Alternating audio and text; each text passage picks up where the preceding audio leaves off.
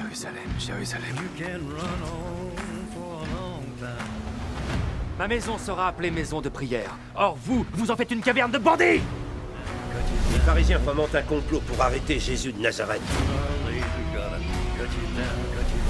On dit qu'un de ses propres disciples nous donne des informations.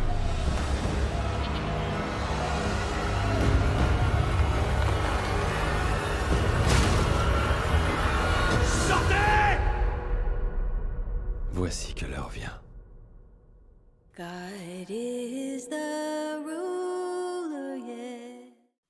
Bonjour, bonjour, bonsoir. Je ne sais pas d'où vous nous suivez, mais soyez les bienvenus pour cet épisode de The Chosen, The Chosen 5e saison, épisode 3. On est là pour passer un temps ensemble, pour approfondir et essayer de comprendre un petit peu le contexte de ce nouvel épisode. Comment ça va, Dany? Tu vas bien? Salut Sabrina, salut tout le monde, et ouais, ça va super bien, vraiment la forme, alors qu'on est en soirée, faut dire. C'est clair. Soyez les bienvenus, installez-vous confortablement, connectez-vous sur le chat, écrivez-nous, réagissez tout au long de ce temps d'échange. On a beaucoup de chance parce que finalement, on profite un peu tous ensemble, on vit l'expérience The Chosen tous ensemble. C'est Ouais. vraiment une expérience The Chosen. Finalement, ça nous permet de découvrir l'évangile d'une autre manière et de s'édifier un peu les uns les autres. Alors, comme d'habitude, cet épisode ne sera pas trop longtemps sur YouTube pour des questions de droit, mais rendez-vous bien sûr sur la plateforme, le site thechosen.fr pour y retrouver l'ensemble des épisodes. N'est-ce pas, Dany? Et oui, tout à fait, et oui, grand habitué, mais Exactement. effectivement. Et puis, déjà, on espère que vous allez bien, et si ça vous plaît l'émission, je sais que souvent on le dit à la fin, mais n'hésitez pas à commenter, et souvent aussi à mettre un pouce en l'air, parce que ça va beaucoup nous aider. Envoyez-nous de la force, s'il vous plaît. Exactement. Envoyez-nous de la force. Alors, cet épisode, c'est le numéro 3 de la saison 5. Il Ouais. s'intitule Malheur. C'est une traduction un peu, voilà, c'est pas évident toujours de traduire, mais l'idée, c'est de faire ressortir un petit peu les tensions et parfois le contexte qui peut être compliqué. Alors, on Mm. va débuter comme à chaque analyse avec tout simplement le décryptage du frère Paul Adrien, notre expert pour contextualiser l'épisode. C'est parti, Dany. Allez.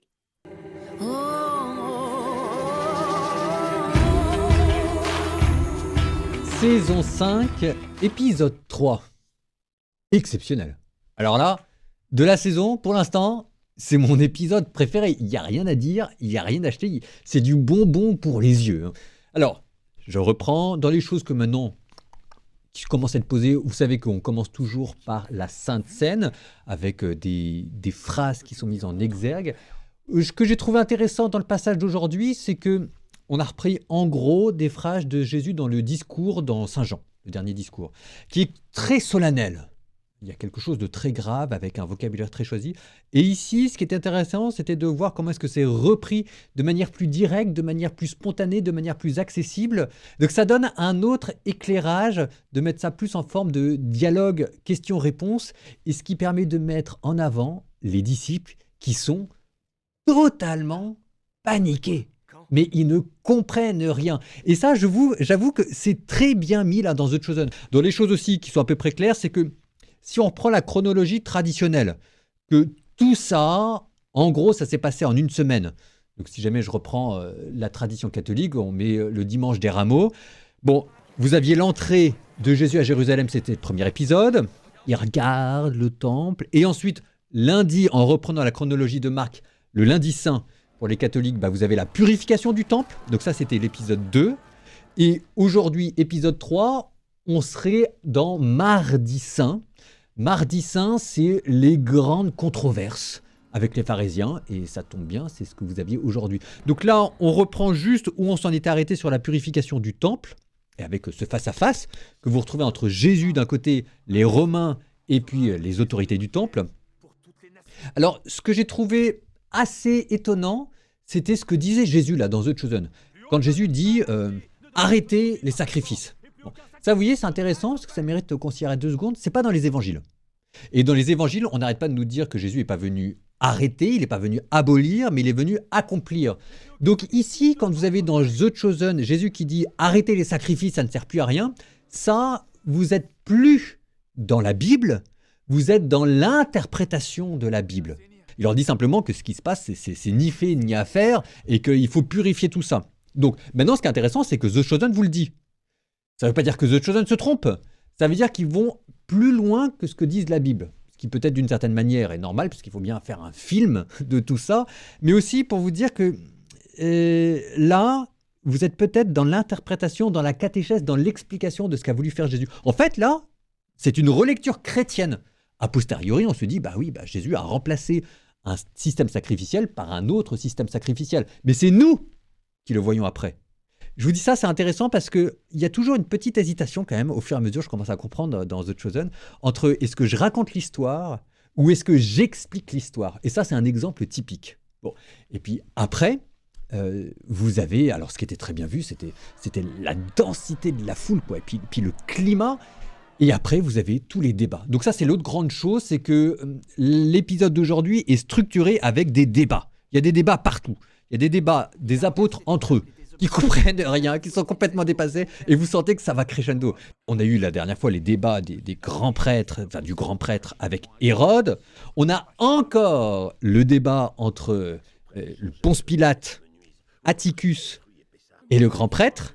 Donc encore un autre débat. Vous avez encore un débat des pharisiens entre eux, celui-là qui est assez important aujourd'hui. Et vous avez le débat de Jésus avec les pharisiens. Donc en fait, c'est que des débats. Et là, je dois dire quand même, c'est là où je vous disais que c'était très bien construit. C'est parce que pour le coup, on ne sent pas du tout l'aspect artificiel. C'est très fluide dans la manière dont c'est raconté et avec une mise en tension très impressionnante, de plus en plus forte.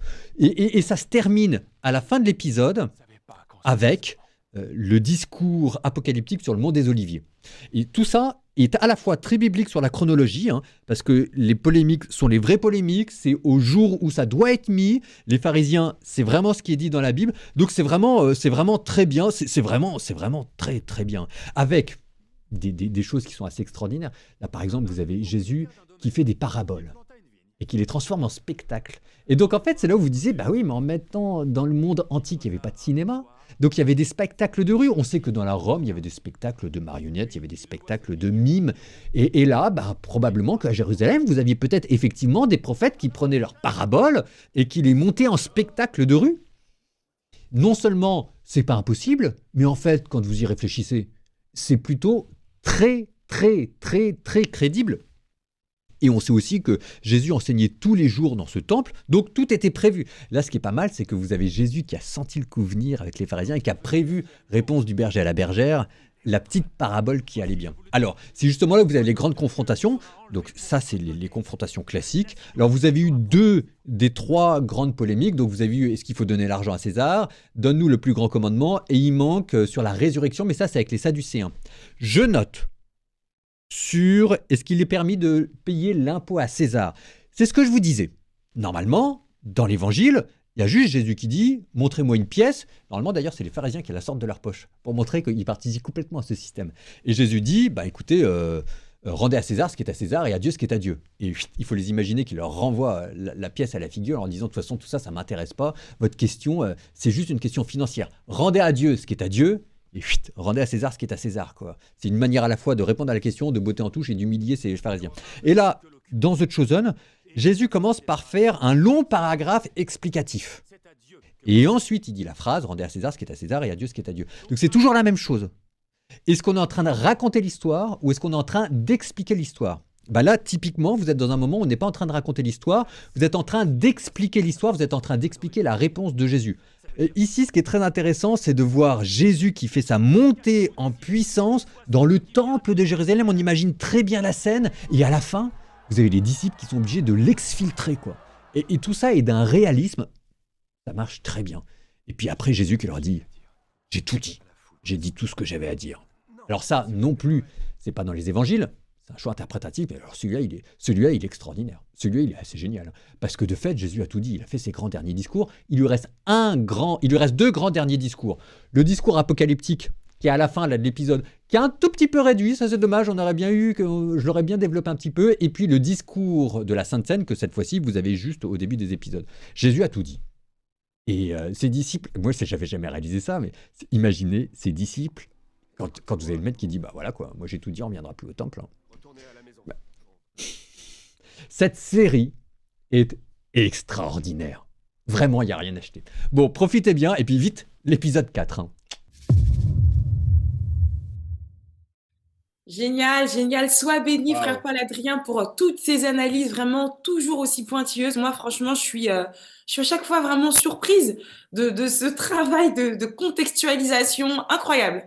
Incroyable. Alors, moi, je sais pas pour toi, Dani, mais ce qui me fait réagir à le décryptage, là, ce qui me fait réagir au décryptage du frère Paul-Adrien, essentiellement, ce serait le fait de bien faire la différence entre les écritures et le choix de la production en termes de narration. C'est vrai que, en fait, on a tendance, parce qu'on est tellement à fond dans la série, on pourrait aussi avoir tendance à croire que tout ce qui est retranscrit dans les ordres, dans la façon dont c'est raconté, que c'est forcément aligné avec les Écritures et la parole de Dieu, ce qui n'est pas toujours le cas. Et je trouve ça hyper important et pertinent qu'il nous rappelle qu'il y a un choix narratif, un choix de réalisation, un choix de production pour donner de la cohérence et que voilà, il faut quand même garder ça en tête. Moi, c'est ce que je retiens de ce décryptage excellent d'ailleurs. Hein. Et toi, Dani, qu'est-ce que tu retiens comme ça, à chaud? Bah, je retiens que ouais, ce décryptage, il est très bon. À chaque fois, il y a des choses ouais, qui fait l'effet waouh, ah, c'est super intéressant, etc. Et à chaque fois, il y a cet effet ouais, qui est vraiment présent. Et merci beaucoup, en tout cas, frère Paul Adrien, pour ce décryptage, toujours bien. Et en fait, je pense que ce que je retiens le plus, c'est que bah, les disciples ont peur, clairement, de ce moment-là. Et c'est vraiment bien montré. Et c'est montré à travers plein de scènes différentes. Et frère Paul Adrien le dit si bien. Mm, Parce que, il dit: «Bah, Jésus a tout dit» et du coup, en mm. fait, il dit tellement de choses Jésus, bah, que ses disciples commencent à avoir peur et je trouvais ça intéressant. Je suis purée, il y a une montée en pression et que le frère Paul Adrien vraiment met en avant par tout ce qui se passe, toutes les polémiques qu'il peuvent y avoir, tu vois?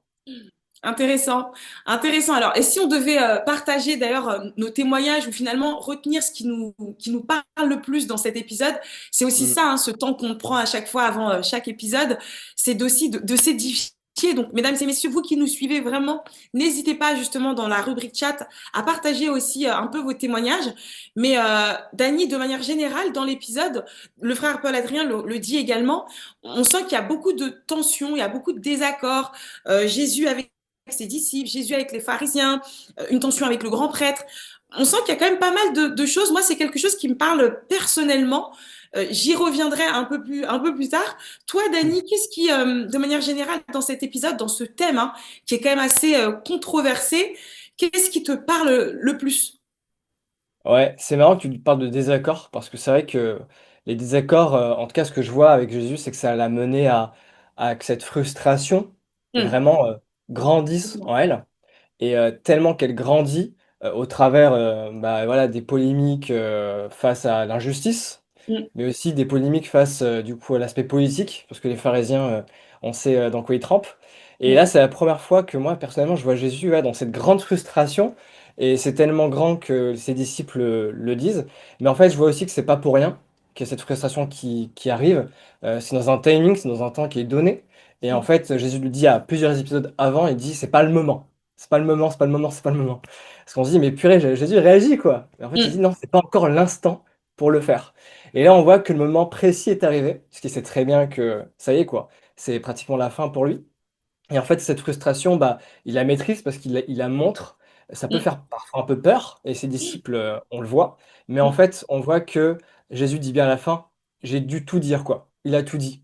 Et en fait, cette frustration montre que c'est dans ce timing qu'il a dû tout le dire, tu vois? Ok, et Et je qu'il trouve ça arrive. beau et moi, pour moi, ça me ouais, je me raccroche à ça où je me dis: «Purée, waouh!» Parfois, il y a des temps précis où voilà, où il faut, que je puisse, dire mes frustrations et que je puisse Mm, les exprimer et ouais, ça me touche de comment Jésus, il a fait dans ce cadre de sa mission, tu vois? Donc complètement, au ouais, bon moment, beau effectivement. moment, beau timing, ouais. Ah, c'est super édifiant ce que tu dis. Et tu vois, pour rester un petit peu sur la frustration qu'on peut ressentir justement quand on est dans un environnement où rien n'est aligné. Comme je le disais, on le voit, il y a des désaccords à tous les niveaux. Ça nous arrive aussi, moi, c'est quelque chose qui me parle beaucoup parce que dans notre cheminement, dans notre vie chrétienne, dans notre parcours, en fait, on est souvent parfois confronté à des situations où on a l'impression qu'on n'est pas au bon endroit au bon moment parce que rien Mmh. n'est aligné autour de nous. Rien ne va, personne n'est d'accord. Et nous, on doit un peu naviguer à travers tout ça. Et ça peut même nous créer des doutes en se disant, bon, si rien n'est aligné dans mon environnement, si personne n'est d'accord, est-ce que je suis là où je dois être?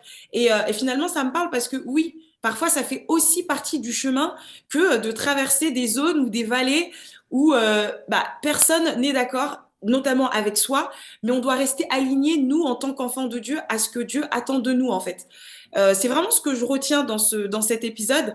De manière générale, accrochons-nous à ce que Dieu veut de nous, y compris même dans les moments où finalement tout nous pourrait nous faire croire que on n'est pas au bon moment, on n'est pas au bon endroit, parce que rien n'est aligné. Donc vraiment, l'alignement avec Dieu passe avant tout. C'est vraiment ce que j'ai envie de retenir. Et à plusieurs reprises dans ma vie, je suis passée par des moments de doute comme ça. Mais ça me rappelle que parfois, ça fait partie du timing aussi.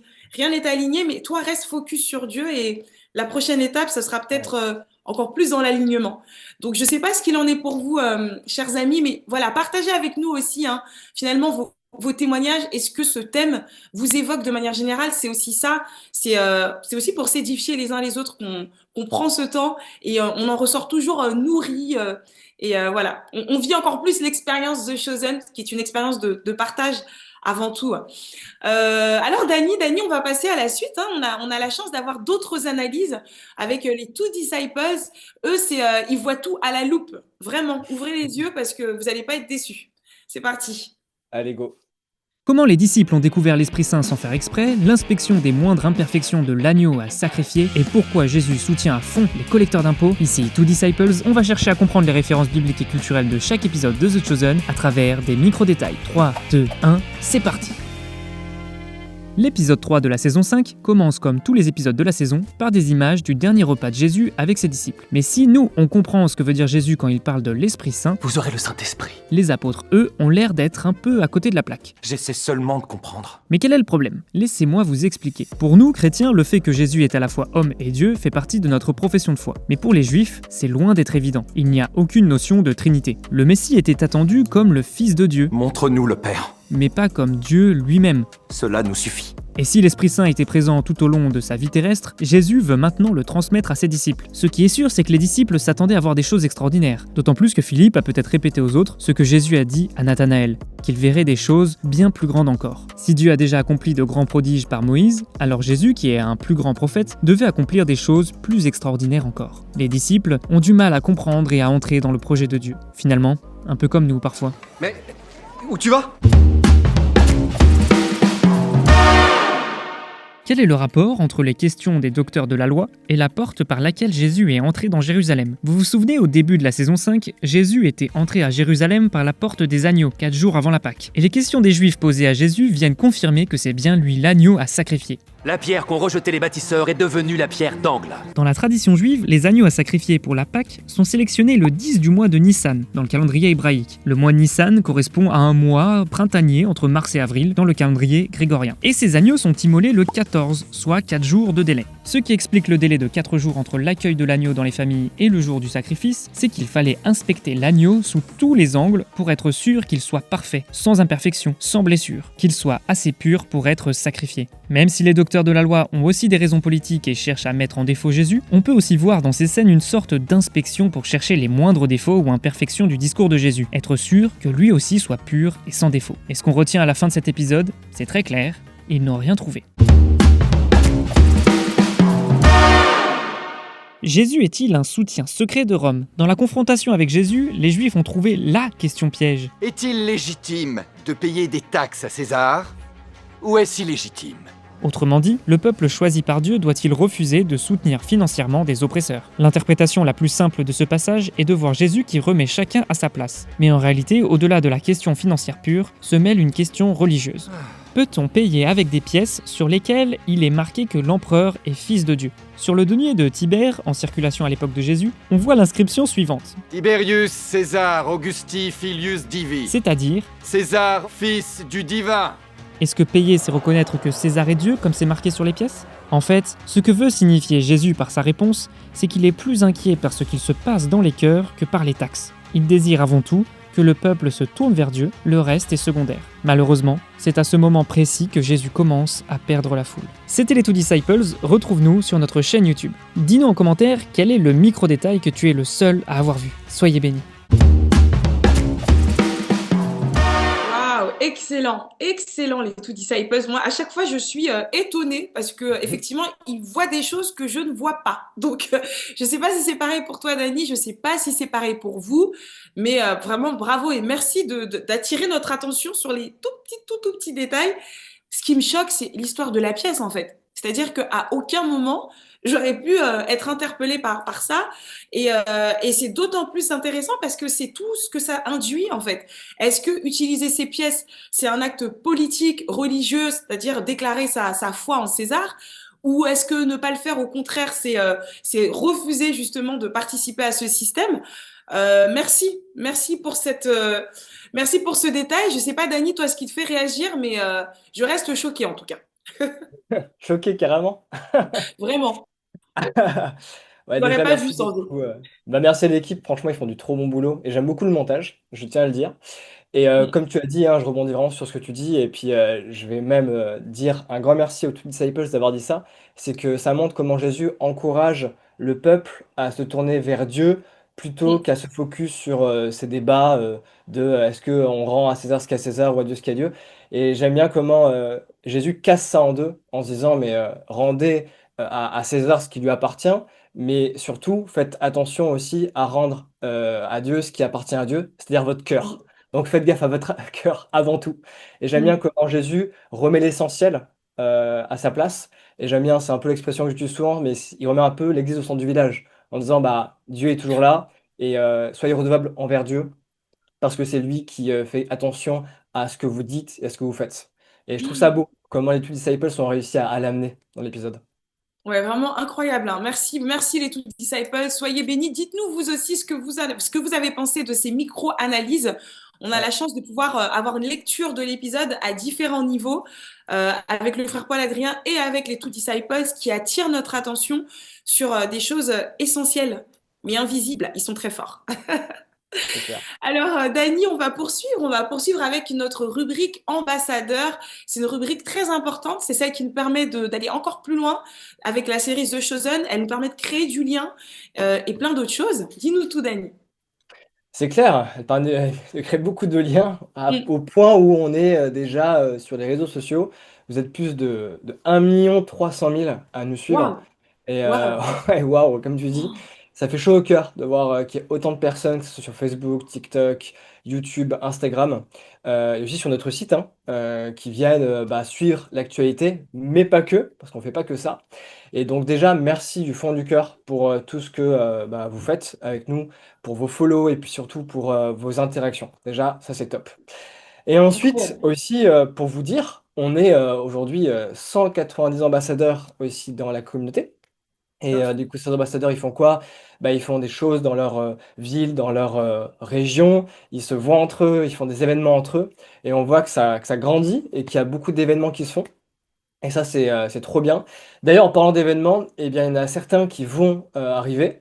Et pour pas les rater, je vous invite à aller sur thechosen.fr. Il y a une rubrique événements.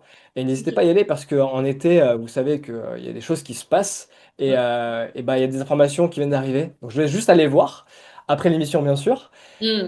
Et en même temps, je dois aussi vous dire qu'on a deux surprises pour vous. La première surprise, c'est que sur ce même site, thechosen.fr, il y a des cadeaux qu'on vous donne dans une rubrique qui s'appelle ressources. Donc n'hésitez pas à y aller, c'est gratuit. Voilà, vous pouvez le télécharger. Vous recevrez des cadeaux par mail. Donc ça fait toujours plaisir de recevoir des cadeaux et on vous le donne avec grand plaisir. Et la deuxième surprise, c'est que je tease un petit peu, mais ça sera pour la prochaine émission du mois prochain. C'est qu'il y a une invitée d'honneur qu'on aura, alors pas en live, mais qui va nous faire une vidéo et qui s'occupe en fait des référents et aussi des ambassadeurs. Elle a plusieurs rôles, mais elle a entre autres ce rôle-là. Et en fait, elle aimerait se présenter à vous et un peu se montrer. Et pour dire aussi à quel point eh ben, elle est contente forcément de faire ce qu'elle fait, mais que ça aussi, ça avance. Et qu'en France, voilà, on voit que cette communauté grandit. Et elle s'appelle Emily, peut-être pour ceux qui la connaissent, mais du coup, je Oui. lui donnerai cette possibilité de se présenter dans cette rubrique, mais ça sera le mois prochain. Donc, Ok. n'hésitez pas à revenir vers nous pour le mois prochain. Voilà. Génial, génial. Que de bonnes nouvelles, Dani. Merci Et oui. beaucoup. Et vraiment, ce que tu disais hein, sur le fait qu'on est plus d'1 million maintenant à suivre le mouvement The Chosen, parce que vraiment, pour moi, The Chosen, c'est un mouvement de partage, une nouvelle manière de vivre l'évangile. Et on est ravis de voir que, voilà, que de plus en plus de personnes adhèrent à ce mouvement. Et voilà, rendez-vous donc le mois prochain pour découvrir le profil d'Émilie. Effectivement, c'est important aussi hein, qu'on puisse voir et savoir un petit peu qui sont les personnes un peu derrière le mouvement des ambassadeurs et des référents. Et l'idée, c'est de pouvoir faire grandir encore plus cette communauté. Donc, un rendez-vous à ne pas manquer. Le rendez-vous est pris avec Émilie le mois prochain, Dany, hein, n'est-ce pas?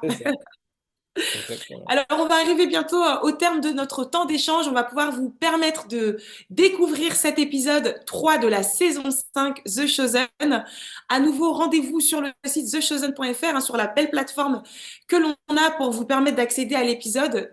Malheureusement, il ne sera pas très longtemps sur YouTube, comme vous le savez, pour des questions de droit, mais vous pouvez découvrir l'intégralité des épisodes sur la plateforme thechosen.fr et toutes les belles surprises dont Dany nous a parlé dans la rubrique ressources. J'ai bien noté, hein, Dany, tu vois. J'ai j'ai bien noté. Allez-y, vous aussi. On le rappelle, surtout, restez connectés également sur nos réseaux sociaux. Là, on vous en parlera un peu plus tard, mais voilà, il y a de belles choses qui se préparent pour la saison 6. Donc, toutes les informations, elles seront diffusées notamment sur nos réseaux sociaux. Abonnez-vous, partagez cette bonne nouvelle autour de vous également. Et bien entendu, on reste connectés tous ensemble. Alors, on est en plein dans les vacances, hein, fin juillet. Je sais qu'il y en a qui sont partis, il y en a qui vont partir. On vous souhaite de très, très bonnes vacances. Profitez avec vos familles, avec vos proches. Et bien entendu, on reste connectés pour suivre le mouvement The Chosen. Voilà ce que j'ai envie de vous dire. N'hésitez pas à commenter dans notre espace chat. Dany, je ne sais pas si tu as envie d'ajouter quelque chose, mais c'est le moment puisqu'on va lancer notre épisode dans quelques instants. Bah, moi, j'aime bien les likes, donc n'hésitez pas à mettre un pouce en l'air sur l'émission si elle vous a plu, forcément. Et puis, oui, on vous souhaite vraiment une super, ouais, un super visionnage. Ouais, on a hâte de voir ça ensemble en plus. Donc, merci encore pour votre fidélité. Ça nous touche. Soyez bénis, on reste connectés. Bon épisode à vous, belles vacances à vous et on se retrouve très très prochainement, tout simplement le dernier vendredi du mois d'août, comme d'habitude, pour un nouveau décryptage tous ensemble. Soyez bénis, excellente soirée. Au revoir, À bonne très soirée. vite. Bye bye.